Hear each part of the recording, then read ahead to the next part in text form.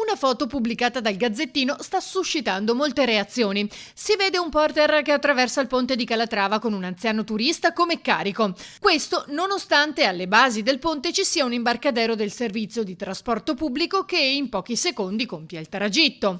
E si torna ad affrontare la questione comportamenti cafoni che il comune sta contrastando anche con buoni risultati con la campagna Enjoy Respect Venezia. Il segnale è forte e chiaro e credo che il segnale sia molto ben recepito anche in giro per il mondo, perché Venezia è un palcoscenico chiaramente e quando si prendono delle iniziative le iniziative si riverberano.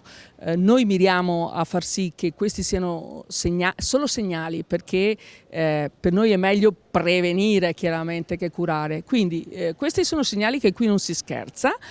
Però c'è da fare tutta un'azione educativa a monte. Come il progetto che coinvolge gli studenti stranieri a Ca' Foscari. Abbiamo fatto, e domani concluderemo, un percorso con gli studenti residenti stranieri e con gli studenti che vengono in Erasmus e Erasmus Plus per spiegare a loro le regole essenziali per vivere in città. Questo è solo l'inizio e dico che magari condividendo Enjoy anche in giro per il mondo, forse i turisti potrebbero essere più formati e saprebbero come approcciarsi a paesi di culture diverse.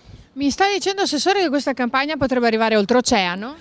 Ma io ci spero sempre. E mentre si lavora su questo fronte continuano le iniziative sul territorio per coinvolgere i cittadini, come la festa dei sapori a Zelarino sabato dalle 18. Per gustare delle specialità del territorio oppure delle cose diverse, ma in buona compagnia, in un paese, in una comunità che sa fare veramente gruppo e squadra.